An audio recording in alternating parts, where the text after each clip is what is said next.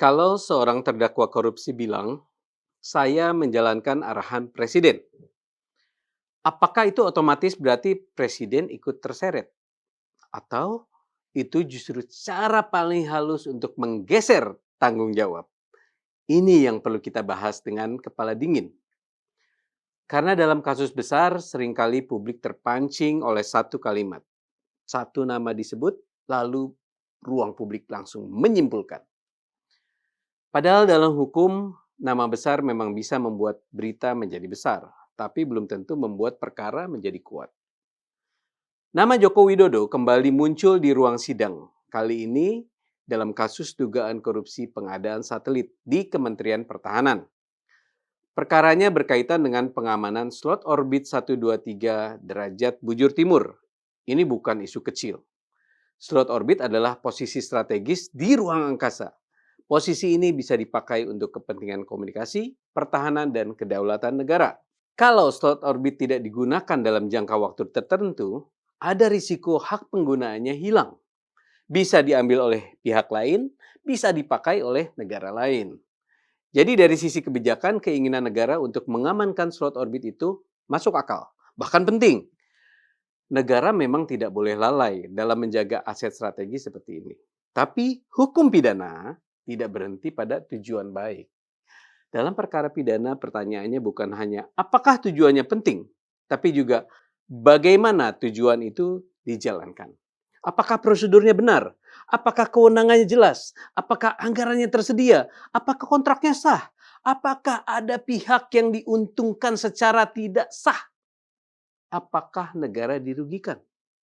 Disitulah perkara ini masuk. Dalam dugaan korupsi pengadaan satelit Kemenhan, yang sedang diuji bukan sekadar perlu atau tidaknya mengamankan slot orbit. Yang sedang diuji adalah dugaan penyimpangan dalam proses pengadaannya. Salah satu terdakwa adalah Anthony Thomas van der Heyden. Ia disebut sebagai tenaga ahli satelit. Dalam persidangan, Anthony menyatakan bahwa dirinya mendapatkan arahan langsung dari Presiden Joko Widodo. Arahan ini disebut terkait upaya mengamankan slot orbit 123 derajat bujur timur. Lalu, kuasa hukumnya meminta agar Joko Widodo dihadirkan sebagai saksi. Nah, di titik ini ruang publik biasanya langsung panas. Sebagian orang akan bilang, nah berarti presiden terlibat. Sebagian lain akan bilang, ini cuma cara menyeret nama besar. Dua-duanya terlalu cepat. Dalam hukum, menyebut nama seseorang di persidangan tidak otomatis membuat orang itu bersalah. Tetapi juga tidak boleh langsung dianggap tidak penting sama sekali. Semua bergantung pada satu hal, relevansi pembuktian. Ini kuncinya. Apakah permintaan menghadirkan Jokowi sebagai saksi itu wajar? Secara prosedural, wajar. Dalam perkara pidana, terdakwa dan penasihat hukum punya hak untuk mengajukan saksi, termasuk saksi yang menurut mereka dapat memperjelas konteks perkara. Kalau terdakwa mengatakan ada arahan dari presiden, maka dari sudut strategi pembelaan, meminta presiden dihadirkan sebagai saksi adalah langkah yang bisa dipahami. Itu hak pembelaan. Tapi, apakah permintaan itu otomatis harus dikabulkan? Belum tentu. Karena hakim tidak bekerja berdasarkan kehebohan publik. Hakim tidak wajib menghadirkan seseorang hanya karena namanya disebut. Hakim harus menilai apakah keterangan orang itu benar-benar diperlukan, apakah keterangannya relevan dengan unsur pidana yang didakwakan, apakah keterangan itu akan menjelaskan perbuatan terdakwa atau hanya menjelaskan konteks kebijakan umum. Ini beda besar. Dalam hukum pidana, saksi bukan sekadar orang yang penting. Saksi adalah orang yang melihat, mendengar, mengalami sendiri peristiwa pidana. Jadi ukurannya bukan jabatan, ukurannya bukan popularitas, ukurannya bukan apakah namanya besar. Ukurannya adalah apa yang ia ketahui secara langsung tentang peristiwa yang sedang dibuktikan. Maka pertanyaannya bukan hanya apakah presiden pernah memberi arahan. Pertanyaannya lebih spesifik. Arahan apa? Disampaikan kepada siapa? Dalam forum apa? Apakah tertulis atau lisan? Atau bersifat umum atau teknis? Apakah presiden hanya mengatakan amankan slot orbit atau presiden memerintahkan langkah pengadaan tertentu? Apakah presiden memerintahkan kontrak tertentu ditandatangani? Apakah presiden memerintahkan penunjukan pihak tertentu? Apakah presiden mengetahui ada masalah anggaran? Dan apakah presiden mengetahui ada dugaan pelanggaran prosedur? Pertanyaan-pertanyaan ini yang menentukan bobot hukumnya. Bukan sekadar kalimat saya mendapat arahan presiden. Karena dalam perkara korupsi, yang diuji bukan hanya ada atau tidaknya arahan. Yang diuji adalah apakah ada perbuatan melawan hukum atau penyalahgunaan kewenangan. Apakah ada hubungan sebab akibat antara perbuatan terdakwa dan kerugian negara. Dan tentu apakah ada kesalahan yang dapat dipertanggungjawabkan secara pidana. Jadi, kalau arahan presiden itu bersifat umum, misalnya selamatkan aset strategis negara, jaga kepentingan pertahanan nasional, amankan slot orbit agar tidak hilang, maka arahan itu berada dalam wilayah kebijakan, bukan otomatis wilayah pidana. Di sini kita perlu membedakan 3 hal. Pertama, arahan kebijakan. Presiden memberi arah besar, menentukan prioritas, meminta kementerian menjaga kepentingan nasional. Itu bagian normal dari fungsi pemerintahan. Yang kedua, pelaksanaan administratif. Setelah ada arahan kebijakan, pejabat teknis harus menerjemahkannya ke dalam prosedur. Siapa pejabat yang berwenang? Apakah anggaran tersedia? Bagaimana proses pengadaan dilakukan? Apakah ada dasar kontrak? Apakah penyedia dipilih sesuai aturan? Apakah pembayaran dilakukan secara sah? Di tahap inilah seringkali persoalan hukum muncul. Bukan pada tujuan besarnya, tapi pada cara pelaksanaannya.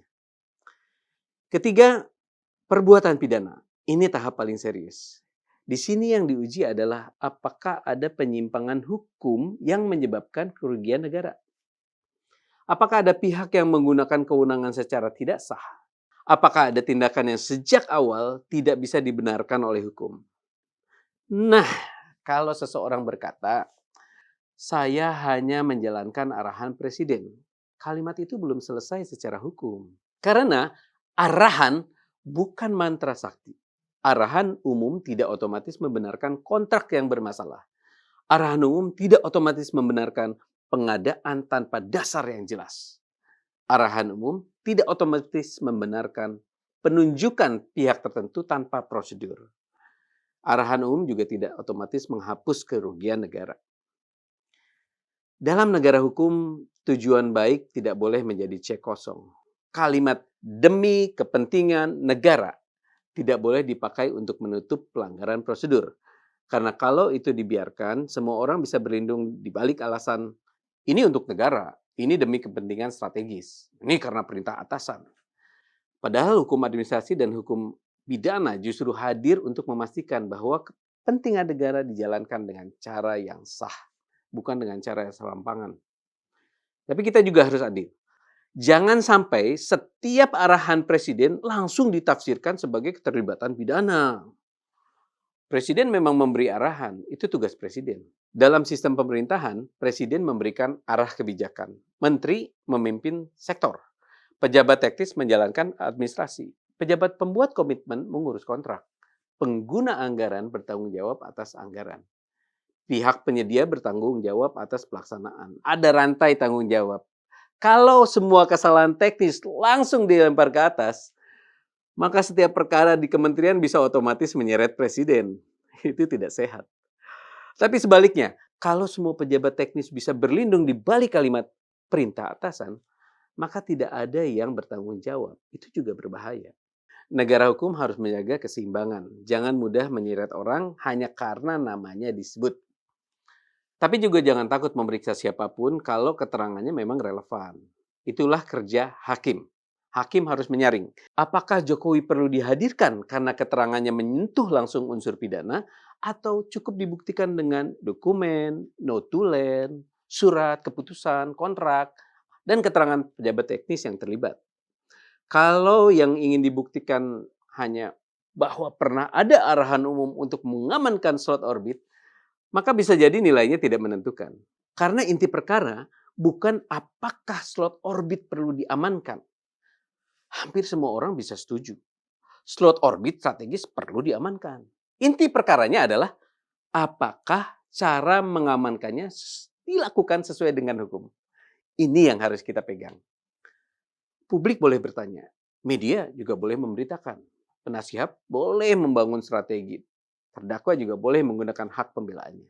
Tapi pengadilan tidak boleh berubah menjadi panggung framing politik. Karena kalau pengadilan mengikuti framing, yang menang bukan kebenaran hukum. Yang menang adalah narasi yang paling ramai. Dan ini berbahaya. Dalam perkara besar selalu ada godaan untuk menggeser fokus dari unsur pidana menjadi nama besar. Dari alat bukti menjadi persepsi publik. Dari pertanggungjawaban hukum menjadi drama politik. Padahal hukum pidana tidak boleh bekerja dengan lompatan narasi. Hukum pidana bekerja dengan unsur, dengan alat bukti, dengan hubungan sebab akibat, dengan pertanggungjawaban pribadi. Karena itu, pertanyaan paling masuk akal bukan apakah Jokowi terseret. Pertanyaan yang lebih tepat adalah apa persisnya arahan yang dimaksud. Apakah arahan itu berkaitan langsung dengan perbuatan melawan hukum yang didakwakan? Apakah ada bukti bahwa arahan itu memerintahkan tindakan yang melanggar hukum? Atau arahan itu hanya kebijakan umum untuk menjaga aset strategis negara? Kalau hanya arahan umum, maka bobot hukumnya terbatas. Kalau ada bukti perintah teknis yang melanggar hukum, barulah bobot hukumnya berubah. Sampai di situ, kita harus hati-hati. Jadi apakah permintaan menghadirkan Jokowi sebagai saksi itu wajar? Wajar sebagai strategi pembelaan, wajar sebagai permintaan prosedural. Tapi belum tentu wajib dikabulkan, belum tentu menentukan pembuktian. Dan sekali lagi, belum cukup untuk menyimpulkan adanya keterlibatan pidana. Dalam hukum, menyebut nama besar bisa membuat berita lebih besar, tapi di pengadilan yang membuat perkara menjadi kuat bukan nama yang disebut, melainkan bukti yang bisa diuji. Saya Aryo Bimo, ini masuk akal.